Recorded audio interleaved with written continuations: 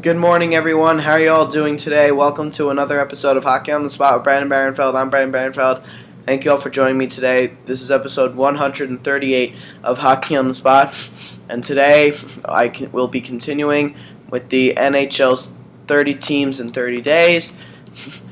And for today, we are going to take a look at the Philadelphia Flyers. That is the team we are going to talk about today. The Philadelphia Flyers had a very interesting year last year after missing the playoffs during the lockout-shortened year for the first time since they were the worst team in the 06-07 season. They went into 2013-2014 with much higher expectations because they were able to scrap off some pieces that were really holding them down during the lockout-shortened year and bring in some pieces that they thought were going to help out their team, like a Vincent Lecavalier and a Mark Streit. Not that those guys necessarily lived up to their expectations, because from a realistic standpoint, they really didn't. Mark Streit actually had a decent year by his standards, 44 points, 10 goals through a full 82-game season, and a +3 rating for a player that's traditionally a minus player. So actually, Mark Streit had a pretty good year, though an inconsistent year. But Vincent Lecavalier, though he did reach 20 goals, overall it was not a good year for him. He only had 37 points, and he was a -16, and in the playoffs he was a -5. Only 1 goal and 1 assist. After Lecavalier was probably their best player at the beginning of the year, and the beginning of the year, the first month of the season, is definitely one to forget if you're a Flyers fan.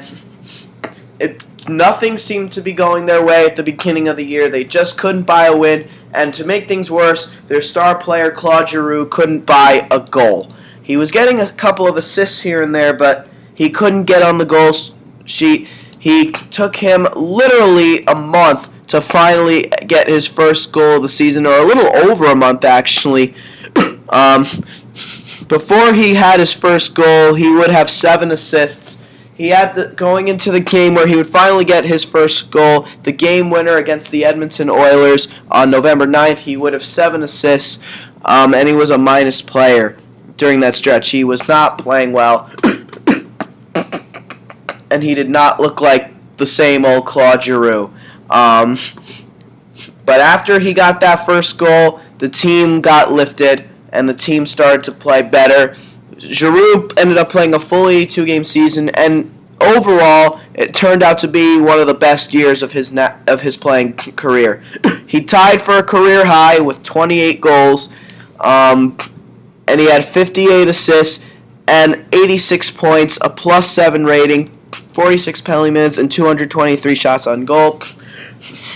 And in that first round series with the New York Rangers, he played all 7 games and had 2 goals, 4 assists, 6 points, a +2 rating, only 2 penalty minutes, and 16 shots on goal. He played pretty solid in that first round, though he may tell you differently. He may tell you that he thinks he could play better through that. But overall, the Flyers got going. After that first month, they fired Peter Laviolette, who did not have another coaching job for the rest of the year. He is now the head coach of the Nashville Predators. And Craig Berube, who was the assistant coach at the time, was promoted to head coach. And not a lot of people really knew how well that move was going to go. It ended up going extremely well, as the former NHL enforcer brought the team to new heights and brought a crash and bang in your face style to Philly. And that is the style that the Flyers have been known for throughout their franchise history. And it really helped the team. And the top line their top line duo of Claude Giroux and Jakub Voracek ended up being one of the deadliest duos in the National Hockey League. They also had Scott Hartnell on that top line, who had a very good season. We'll get into Scott Hartnell a little bit more later on as the video progresses. Wayne Simmons also had a career year playing on the second line. 29 goals, a career high, 1 goal higher than his previous high in 2011-12, but a career high 31 assists and a career high 60 points. He also had 106 penalty minutes and 209 shots on goal. His shots on goal is a career high, and last year he was the only player to hit 60 points and have over 100 penalty minutes. He was a -4 last season. So his play defensively wasn't that great, but the way he played offensively made up for it. In the playoffs, he had 4 goals, 1 assist, 5 points, 20 penalty minutes, and 16 shots on goal. He was a -2. However, one will tell you that he probably was the Flyers' best player through that first-round series. He really handed it to the New York Rangers and made it tough for them to win that series.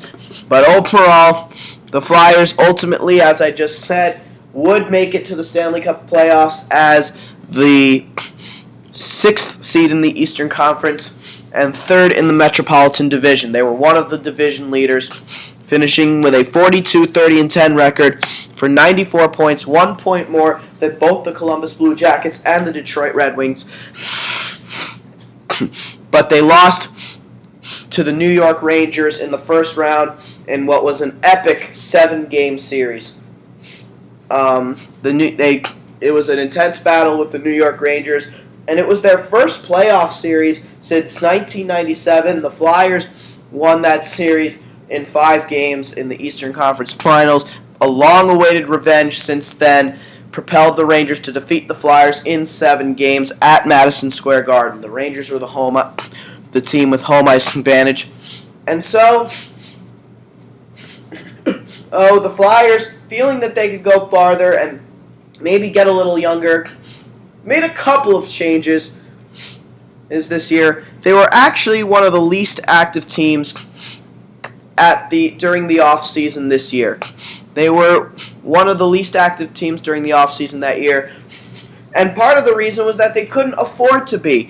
They did not have a lot of cap room going into the off-season, and they are now over the cap as it is, but that will change when they place defenseman Chris Pronger on long-term injured reserve, which means his salary will not count against the cap, and in which case the Flyers will eventually be $1.9 million under the cap.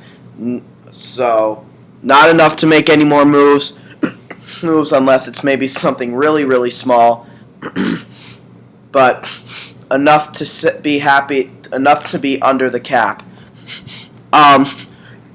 In addition, a change was somewhat made in the front office as longtime general manager Paul Holmgren would get a huge promotion to president of the team and hockey operations. The assistant GM for the last couple of years, Ron Hextall, would be promoted as the full-time GM, and he is ready. And he is absolutely ready. And another reason why they didn't make that many changes was because Hextall was happy with the lineup that they already had. The only big move the Flyers really made this offseason came in the form of a trade. And that was the trading away of their top-line left winger, Scott Hartnell, who had a major comeback year after a rough lockout-shortened year, 20 goals, 52 points.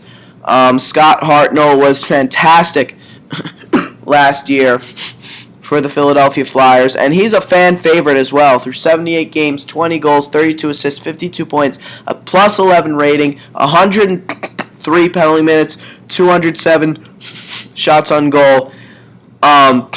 So during the regular season, he was absolutely fantastic, and he's an all-around player, so that's something that's really going to be missed in Philly. He wasn't that good in the playoffs, though. Only 3 assists in the playoffs through 7 games, no goals. An even plus-minus rating, 6 penalty minutes, and 19 shots on goal. So, that could have been a partial reason as to why they traded him away, because he didn't play well in the playoffs. But I think another big reason for it is that he was making a lot of money. He $4.75 million over the next 5 seasons, I believe. So they needed to alleviate some of that cap as far as they felt. So Scott Hartnell would be dealt to the Columbus Blue Jackets to acquire a Philadelphia Flyers returnee in R.J. Umberger, as well as a 4th-round draft pick. With that 4th-round pick, obviously it can turn out to be anything. It's really irrelevant at this point. But the player coming back in R.J. Umberger, it's not like the Philadelphia Flyers or anything new to him. This is his second stint as a Philadelphia Flyer. But last season, for the 32-year-old, wasn't one of his best years. He played 74 games, and he had 18 goals, 16 assists, 34 points. He was a -3, 26 penalty minutes, and 136 shots on goal. He did have 8 goals on the power play, so he was a very good power play specialist last year. And he also had a shorthanded goal, and 3 game winners. But from an overall standpoint, the power play was where he was at his best. Everywhere else, not really so great. And in the playoffs, he only played 4 of the 6 games. I believe he missed some of that time with an injury. And he only had 1 assist. And he was a -2, 2 penalty minutes, and 3 shots on goal. So even in the games he played, he really wasn't that good. He really wasn't that good. And so, a lot of people may question this trade, but the realism of the trade is that Umberger's making slightly less cap, $4.6 million over the next 3 seasons, as opposed to Scott Hartnell's $4.75 million over the next 5 seasons. And for R.J. Umberger, he's very familiar with the way the Flyers play. This is his second stint with the Philadelphia Flyers. And the one thing this does do for the Flyers is that they add a little bit more speed with this trade. Because they're not a very fast team to begin with, especially with that blue line of theirs. So adding the speed of R.J. Umberger will help them out in a big way. I think this trade will be a big impact for both teams. I don't think the Flyers will get the better of the trade, but I do think Umberger's going to help them out a lot more than the fans think he will. But R.J. Umberger is the big addition coming over from the Columbus Blue Jackets, and Scott Hartnell is the big departure going to the Columbus Blue Jackets. Other than that, the Flyers really didn't do too many significant moves. I mean, they added Pierre-Edouard Bellemare from the Swedish Hockey League. He's a French forward who's 29 years of age. They think he could be a help for them on the 4th line. Andrew Gordon's coming over from the Winnipeg Jets. He'll probably play in the minors. Blair Jones coming over from the Calgary Flames. He's actually a pretty significant... He actually plays well when he's in the lineup. The thing is, though, he's barely ever in the lineup, and he probably won't be a significant roster player this season either. Zach Stortini, who's coming over from the Anaheim Ducks, he'll be another player that'll play in the minors. So that's a whole line right there for the minors. Andrew Gordon, Blair Jones, and Zach Stortini. And then they also get goaltender Rob Zepp, who spent the last couple of years in the Deutsche Eishockey Liga in Germany. So, really not significant at all. And then as far as departures go, Erik Gustafsson was I think the losses kind of outweighed the gains, and just by a little bit. Steve Downey signed with the Pittsburgh Penguins. Bruno Gervais went to the Colorado Avalanche. Erik Gustafsson, who was a defenseman that had a lot of high promise in Philadelphia at 25 years of age. He's a guy who actually may be missed in Philly as he goes over to the KHL. Ben Holmstrom goes to the Carolina Hurricanes. Ty McGinn was a prospect who they really wanted to sign. They ended up trading him to the San Jose Sharks and getting a third-round pick. And then center Chris Newberry went to the Washington Capitals. So actually, maybe not. I'll take that back. I don't think maybe the losses don't outweigh the gain. Scott Hartnell's really the only significant loss. Steve Downey was a player that they were intentionally not bringing back. He didn't really play much for them in the playoffs, but now he's with the arch rival Pittsburgh Penguins. I think, other than Hartnell, really the only other big loss, in my opinion, might be Eric Gustafsson. He was a player that was coming up, and he was showing some promise for the Flyers, and they had some high expectations for him. So to lose him at 25 years of age, to see him go to the KHL, is pretty significant. But probably the biggest news for the Philadelphia Flyers came just yesterday when it was announced that veteran defenseman Kimmo Timonen, who was signed to a one-year contract extension to play one more year before possibly calling it quits. The guy who was named their best defenseman the past 3 seasons, who has shown that he still has a lot left in the tank. It has been announced that it's very possible that he may not even play this upcoming season at 39 years of age because of blood clots in his left leg as well as both of his lungs. He was went to the doctors in Finland to get that checked out, and blood clots never a pretty thing. It's the same exact thing that Thomas Vokoun went through last year when he was still with the Pittsburgh Penguins. So blood clots, never an easy thing to come back from. And Thomas Vokoun didn't even play at all last year because of the blood clots. I believe he played some games in the minors, but that was about it. So for the 39-year-old Kimmo Timonen, who did believe he had another year left in his tank, and the Flyers believe that as well, this is a big loss for the Flyers because he, even at 39 years of age, he is their best defenseman offensively and defensively. He's a leader on the blue line. He has that big shot from the point. He's their power play quarterback. He does everything for the Flyers, and he is going to be very sorely missed in Philadelphia. There's no question about it. Whether he's going to even come back to play this year is still in question. It's not ruled out that he's done for the year, but it's possible that not only his season is done, but his career could quite possibly be coming to an end as well. So the Flyers needed to go out and get a little...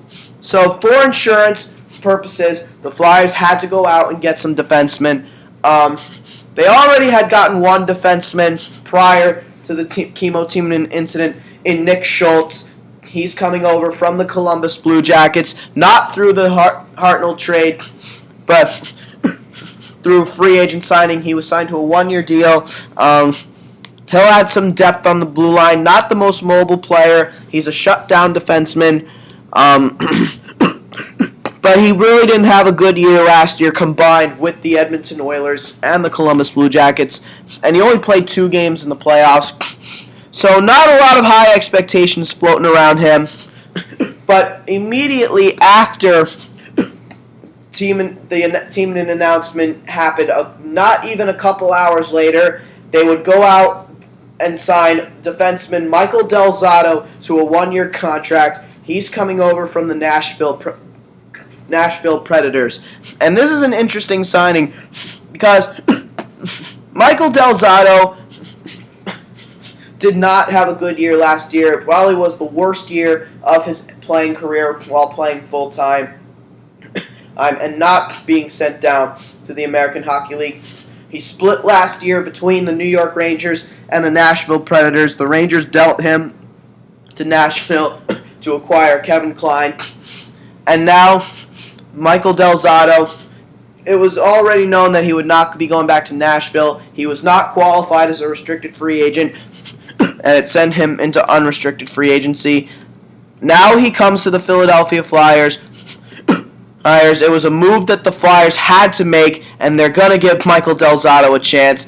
He needs to come back this year and prove himself. Del Zotto needs to come back this year and prove that he can still be a good defenseman. He needs to come back and have the confidence that he had just two seasons ago during 2011-2012 when the New York Rangers went all the way to the Eastern Conference Finals. Michael Del Zotto was their best defenseman that year through 77 games, 10 goals, 31 assists, 41 points, all career highs, plus 20 rating, a career high, 36 penalty minutes, even that was a career high, and 113 shots on goal, also a career high. And in the playoffs that year, through 20 games, 2 goals, 8 assists, 10 points, 12 penalty minutes, and 35 shots on goal. He was a -4 during those playoffs, but offensively he was very helpful in those playoffs. So that season as a whole, Del Zotto was their best defenseman. But since that year, the last couple of years, he has not been the same. He has not been the same, and he has not been the first rounder that the Rangers bargained for when they selected him 28th overall in the 2008 NHL entry draft. But he's 24 years of age, so he still has a lot of time to grow. And the Flyers are hoping that he could maybe get back to the level of play that he showed during 2011-2012. Because if he can, this is a defenseman who sees the ice very well, is great with the puck, is a very fluid skater, and has a big shot from the point. He will be their power. He will be at the very least. He will be experimented as their power play quarterback. They're gonna put some expectations on Michael Del Zotto when the season begins. At least for the first ladder of the season, Del Zotto will be out there as the guy replacing Kimmo Timonen. He'll be on their top defensive pair. He'll be on their top power play unit. At least in my opinion. And it's very possible we see him on the penalty kill as well, because he can be a very good defensive player. But again, it's just the confidence factor now. Del Zotto has to prove that he can play this game and that he could be a huge help to the Flyers organization. Which leads us to some of the big questions for this offseason. How do the Flyers solve their salary cap issues? Well, that's easy. They're already $3 million over the $69 million NHL salary cap, but they will be putting defenseman Chris Pronger on long-term injury reserve, which will put them about $1.9 million under the cap, which will help them very nicely. However, one thing that they have been trying to do all off season long has been trying to move forward Vincent Lecavalier and his $4.5 million cap hit. They've been trying to trade Lecavalier for quite some time this season, but it hasn't worked out, and it's very doubtful that it'll work out at some point soon. If something does happen, it'll be during the season. And probably, can the young players make an impact? Can Steve Mason be the same goaltender he was last year? Can he repeat his success? How closely does Kimmo Timonen have to be watched? And probably the biggest question of all, in my opinion, who's going to play left wing on the top line with Claude Giroux and Jakub Voracek? Scott Hartnell was the left winger on that line, and without him, there's really not a significant player right now who can play on that line. There's a lot of guys in the roster who could get experimented on that top line, such as Michael Raffl, Jason Atkinson could be a possibility for that line. They may put R.J. Umberger on that line. You never know, though. We'll see. It's going to be interesting to see who is slotted on that line as we now go to the Flyers lineup and what the lines could look like this year. Right now, they're saying Michael Raffl is the intended player to go on that line with Claude Giroux and Jakub Voracek for the top line. So Claude Giroux, Jakub Voracek, and Michael Raffl. Michael Raffl, of course, is 25 years old, undrafted player from Villach, Austria. He had a pretty solid rookie year last year, 9 goals, 13 assists, 22 points, +2, 28 penalty minutes, and 101 shots on goal. And in the playoffs, he played all 7 games. He had 1 assist. He was a -1 and had 6 shots on goal. So not so great in the playoffs, but good in the regular season, and also represented Austria during the 2014 men's ice hockey tournament, and was pretty good for them in that tournament. So, Michael Raffl, has some expectations to be a good, solid scorer. So hopefully they can get that part of his game out of him, and hopefully maybe playing with a guy like Giroux could benefit his progression. On the second line, Brayden Schenn, who was recently re-signed as a restricted free agent, Wayne Simmonds, and Jason Akeson. The youngster Jason Akeson is another player who is on the rise. He's undrafted, 24 years of age. In the last 2 seasons, he's only played 1 game. In his first year, he had a goal. This past year, he had an assist. Both games played, he had 2 shots on goal. In the lockout Jordan year, he was a +2 in that game. And this past year, he was a +1. But he played all 7 games for the Flyers during the playoffs this year, and he was one of their best players in that opening round. 2 goals, 1 assist, 3 points. He was a -2, but he only had 4 penalty minutes, and he had 11 shots on goal. He was very good for the Flyers in that opening round, and that drew some eyes, that opened eyes, and he, to me, is ready to play full-time this year. I think he's going to prove to be a very good player, and he could end up being a top-line player, in my opinion. He has the skill to do so. He's a playmaker, and so he'll be very good. He'll be a very good player in the National Hockey League. I really do think he will be. Sean Couturier, Matt Reed, and R.J. Umberger, the Flyers returnee, they could be the makeup of the third line, and that's a pretty good third line when you really think about it. Sean Couturier could be due for a breakout year this year. Since breaking into the league, he hasn't necessarily been the player that the Flyers are expecting him to be, not just yet. But hopefully that could change this upcoming season for the Arizona-born Canadian.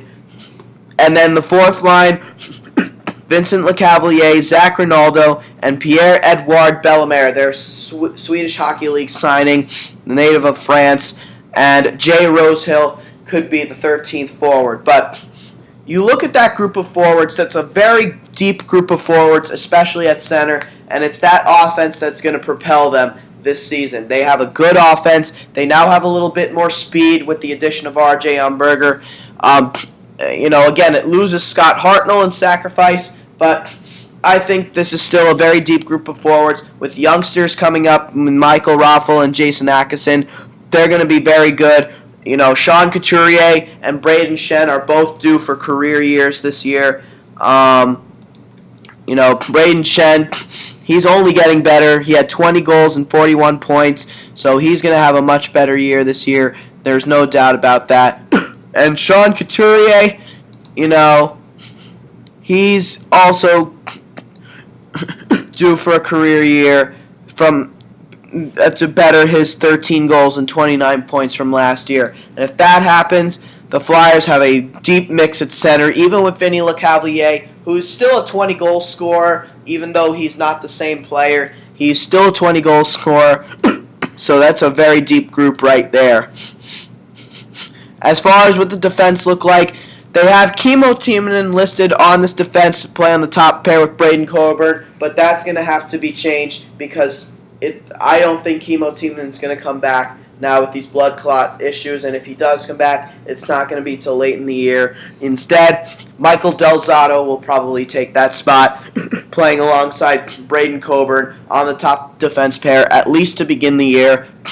They have Andrew McDonald playing with Luke Shen on the second pair, and then Nicholas Grossman playing with Mark Streit on the third pair, and then Nick Schultz will probably be the seventh defenseman. This is the big weakness for the Flyers this season, because even though Mark Streit had a good year last year, he was their top offensive defenseman with 44 points, he was still inconsistent, and he's not a very fast player, and he's now getting older. He's going to be 37 in December, so, you got to expect that he's going to get even slower, and he's not going to get any better, and he's probably only going to get worse.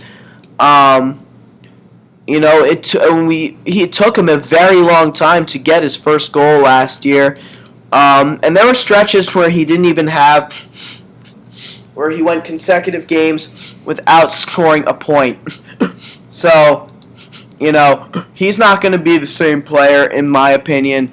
And then you got, Michael Del Zotto. He adds a little bit of mobility on the blue line, as does Andrew McDonald. But Andrew McDonald's a player getting overpaid as it is. He was signed after the season to a 6-year contract extension worth a lot of money.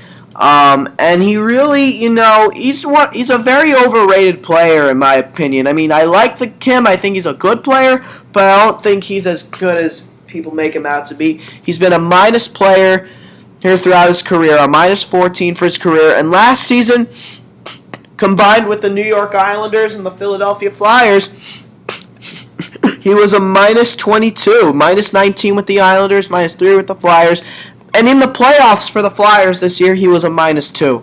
So, this is a guy who's supposed to be more of a shutdown type defenseman who blocks shots, but he's a minus player. How could you be considered a good shutdown defenseman if you're going to be a minus player? So for McDonald, he's a guy who's going to have to really have a breakout year this year if he's going to live up to that contract. He's now officially entering. He's in his prime now. He's 1 year through his prime. He'll be 28 in September. But, the rest of the guys, outside of Michael Del Zotto and Andrew McDonald, not very mobile defensemen. Braden Coburn, Luke Shen, Nicholas Grossman, Nick Schultz. They're not mobile guys. All of them are shutdown defensemen, but they're all really slow. And they're easy players to beat. If you beat them, they're not getting back to help out because they're skating not very good. The player's going to go on a breakaway, and they're going to probably, more likely than not, go out and score. And then Mark Streit, as an offensive defenseman, as I said, he's losing his legs. So the defense is really the big weakness for the Flyers this year. It's one of the most expensive defense groups in the National Hockey League. That's the saddest part about it. They're one of the most expensive defense groups in the National Hockey League this year. But, you got to expect that one of the youngsters on the blue line are going to come up and battle for a spot. Because that defense group is not very good. I mean, Nicholas Grossman, I think, had a very good year last year as a shutdown defenseman who was not even that mobile. He had a very good year even though he was a minus 6. He was relied on to play against the best players in the National Hockey League, and he'll do so yet again this season. I think he's a very good Philadelphia Flyer type player. He's become a fan favorite, and he's gonna become even more popular as the years go on. And then in goal, Steve Mason and Ray Emery, who was re-signed to a 3-year contract extension to be the backup goaltender for the next few years. This past year was a breakout year for Steve Mason, his best year since his rookie year of 2008-2009. He tied for a career high 33 wins, but he didn't have as many losses. He had only 18 losses as opposed to 20 in his rookie year. Tied for a career high 7 overtime losses, and he had 4 shutouts. Not as many as his rookie season where he had 10, but he had 4 shutouts. A 917 goals against save percentage and a 250 goals against average. And in the playoffs, he started the postseason injured. He didn't play the beginning of the postseason. Ray Emery played the beginning of the postseason, which could be a big reason as to why the Flyers maybe lost that series. You got to think if Mason was healthy for that whole series, that maybe the series would have had a much different outcome. I mean, Ray Emery obviously got them the win in Game 2, but Games 1 and 3, he was absolutely terrible. So, Steve Mason, I think, could have made that a much different series had he been healthy the whole way. Now the big thing is for Steve Mason is he has to repeat that success and he has to stay consistent. When he's on his game, he's one of the best in the league. Very fluid, moving goaltender, a butterfly-type goaltender who moves very fluidly, and he's just a workhorse in the crease. He does a lot of great things, but he has to stay consistent. And the Flyers this year have a good mold of players who are going to battle for spots. Scott Laughton and Andrew Gordon up front. Andrew Gordon could battle for the fourth-line spot with Pierre-Edouard Bellemare. His spot in the lineup really isn't a definite. And Scott Laughton, you got to expect that he's going to possibly kick someone out of the lineup. He could be very much ready to play in the NHL this year. On defense, Shane Gostisbehere and Oliver Lauridsen. Those are two players who could also be ready to kick a couple players off the blue line, especially if Michael Del Zotto does indeed fall out. If he doesn't work out, they could definitely scratch him and put someone like Gostisbehere or Lauridsen in the lineup. And then Rob Zepp, he'll battle for the backup job, but we know Ray Emery is going to win that. But Rob Zepp is basically the tertiary goaltender. He'll be the go-to guy if one of those two goaltenders get hurt. That's why they brought him in. To add a go-to goaltender if those guys do indeed get hurt. Now, as we go take a look at the Flyers' top 10 prospects real quick. This is a prospect group that is loaded on the blue line. That is where they're at their deepest, at the blue line. And it's actually a pretty solid prospect group. I would say that they're probably just a bit deeper than the New Jersey Devils, but not as deep as the They're probably a bit deeper than the New Jersey Devils and much deeper than the Carolina Hurricanes, but not as deep as the Washington Capitals, not as deep as the New York Islanders, and nowhere near as deep as the Columbus Blue Jackets. They probably have the deepest prospect pool of anyone in the Metropolitan Division so far. Obviously, we still got the New York Rangers and the Pittsburgh Penguins to do after today. But so far, the Blue Jackets have the deepest prospect pool in the division. But the Flyers, they have a good group of prospects. Scott Laughton is their number one prospect for the second straight year, and well-deserved as well. Their first-round 20th overall pick in the 2012 NHL entry draft. He is pretty much the next Mike Richards in Philly. But after him, most of the rest of their prospects, up until the bottom ladder, their final three, Taylor Leyer, Nicholas Aube-Kubel, who was their second-round pick this past year, and Brandon Alderson, one left winger and two right wingers. Those are their only forwards, only four forwards in their top 10 prospects. Their top prospect is a forward, but then the remaining forwards are 8, 9, and 10. They have one goaltender at number 3, at number 5, and Anthony Stolarz. He's going to be a stellar goaltender in the future. But other than that, they have 5 defensemen in this top 10 prospect group. Robert Hagg, Shane Gostisbehere, Samuel Moore, and Travis Sanheim, who was their first-round pick this past year at 17th overall. And Mark Alt, who they acquired from the Carolina Hurricanes, a former second-rounder by the Hurricanes in 2010. So they have a deep group of defensemen, but out of every prospect combined, even though Scott Laughton's number one, the prospect in this pool who I always find the most interesting, have always found the most interesting, and even though both Scott Lawton and Robert Hagg could both be ready this year. The player on this prospect pool who I think could potentially be the best prospect in their system has to be their number 3 prospect, defenseman Shane Gostisbehere. He was the Flyers' 3rd-round pick at 78th overall in the 2012 NHL entry draft, and this is a guy who's really coming along. He played 42 games for Union last year of the ECAC, and he had 9 goals, 25 assists, and 34 points. He's 21 years of age, but he has officially finished off his college career, and he got 2 games in the American Hockey League in last season. He was absolutely dynamic at the Wells Fargo Center during the Frozen Four. He had 1 goal, 2 assists, and a +7 rating against the University of Minnesota Gophers in the championship game. And in addition, he took home the honor for most outstanding player.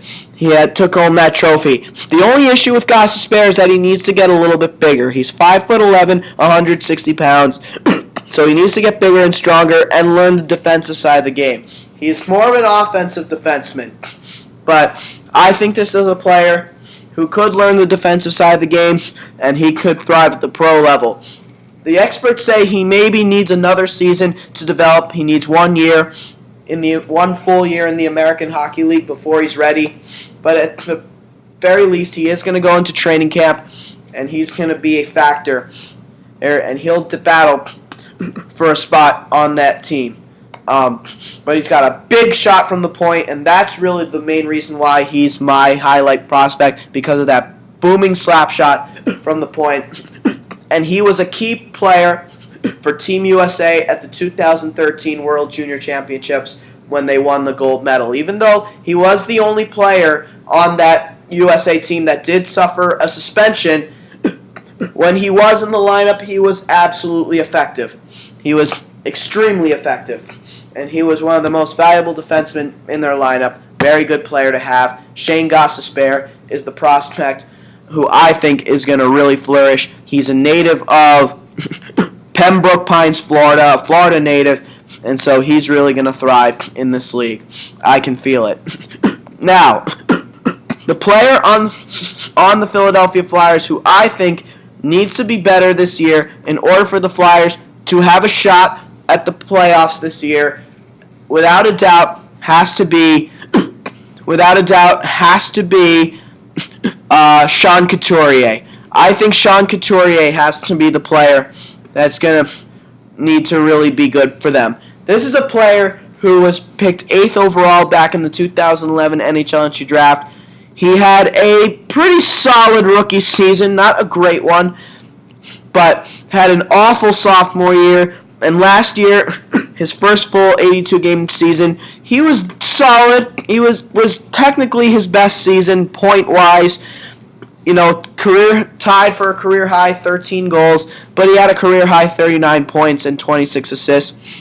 And he was a lot more active offensively during the regular season this year, but in the playoffs, he struggled. Not a single point in the playoffs, a -3, and only 11 shots on goal. And it's strange because this is a player who possesses a bomb of a slap shot, and you really have yet to see him use it that much. One area that maybe the Flyers haven't been using him where maybe he should be used is the point on the power play, because he has that big shot. He's played the point on the power play before when he was with Drummondville of the Quebec Major Junior Hockey League. That's what propelled him to have those 2 great years that he had that made him the 8th overall pick. He's born in Phoenix, Arizona, but raised in Canada. This is a kid who I think is very long overdue to have a career year. He's 21 years of age, so he's still got a lot of time, but at 8th overall, he needs to break out this year. It's Sean Couturier's time. It's his time to break out, and in order for the Flyers to be a playoff team, he has to have that breakout year this year and maybe be the second-line center that they're looking for. Right now, he's listed as their third-line center, but he could come up and be their second-line center or even a winger if need be. If, he propels, and so does Braden Shen, who do you put on the second line? That's going to be the big question. Right now the assumption is that Schen's the second line center and Couturier is the third line guy. But Couturier can prove himself, and it can be the other way around. So we'll see. It's going to be interesting to watch this season. But in order for the Flyers to be a good team, Couturier needs to have a breakout year this year. There's no doubt about it. Overall, do I think the Philadelphia Flyers are a playoff team, despite trading away Scott Hartnell? Again, one will tell you that their roster is now a little bit weaker without Hartnell, and that defense is extremely slow. That defense is a huge weakness for them. But even though they're one of the deepest offensive groups in the National Hockey League, it's all a matter of if they're all playing at their best. And even though it's a deep group of forwards on the Flyers, it's also at times an inconsistent group. So the consistency factor has to be there. And if it's not, then they're really in a bad spot because that defense is not going to help them, and the loss of Kimmo Timonen makes it even worse. They're without their best defenseman, and they could be without him for the whole year. Even though Steve Mason had a good year, he can't do it all himself. And Ray Emery, as far as a backup last year, he was very off last year.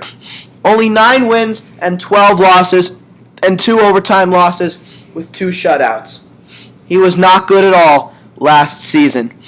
After having a spectacular year for the Stanley Cup champion Chicago Blackhawks the previous year. So I think, in order for that forward group needs to be consistent, because that defense group is not going to help them, because they're a very slow defense group, and if just one player with great speed gets by them, there's no way they're getting back to prevent a breakaway, and who knows if Steve Mason could stop him. He's not a goaltender who could do it all on his own. However, I think that the ups of the Philadelphia Flyers definitely outweigh the cons, and to me, they always seem to find a way. They were a little off in the lockout shortened year. They weren't prepared because of the shortened season, and they couldn't get the players they wanted. For once, they don't get the players. They don't get a lot of players. However, it's all on the account of being happy with what they got. So I think overall the pros are going to outweigh the cons, and the Flyers, they just always find a way when there's a full season of play. So overall, I think the pros will outweigh the cons, and I do think that they will be back in the playoffs this year. I think they're a bubble team, and I don't think they're as good of a team as they were last year, because they did get younger, and that youth needs some time to grow. So I don't think they're as good of a team as last year, so in a sense it'll be kind of a setback year, but I still think that they are a playoff team. I think they just get in at the 8th seed, maybe the 7th seed. That's a stretch. They won't be as good, and it's going to be an early first-round playoff exit for the Flyers once again. And the series won't even go 7 games. It'll probably be even less games than that. But that's irrelevant. The fact of the matter is that, in my opinion, they are still a playoff team.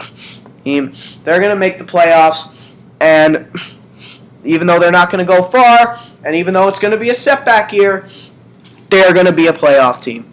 You can never knock out the Philadelphia Flyers. They're just that good. And that will do it for episode 138 of Hockey on the Spot. Thank you guys for joining me, and be sure to watch out for tomorrow's episode. Another good one for the homeboys, baby. A lot of my friends are going to be very happy about this one. Watch out, everybody, because tomorrow we're going to talk about the team that went all the way to the Stanley Cup Finals and lost in 5 games to the Los Angeles Kings. That's right, folks. The New York Rangers are the team to talk about for tomorrow's episode. So be sure to tune in for that. And that'll do it for episode 137 of Hockey on the Spot. This has been Hockey on the Spot with Brandon Barenfeld. I'm Brandon Barenfeld. Thank you guys for joining me, and I'll see you all again tomorrow. Thank you all, and have a great day.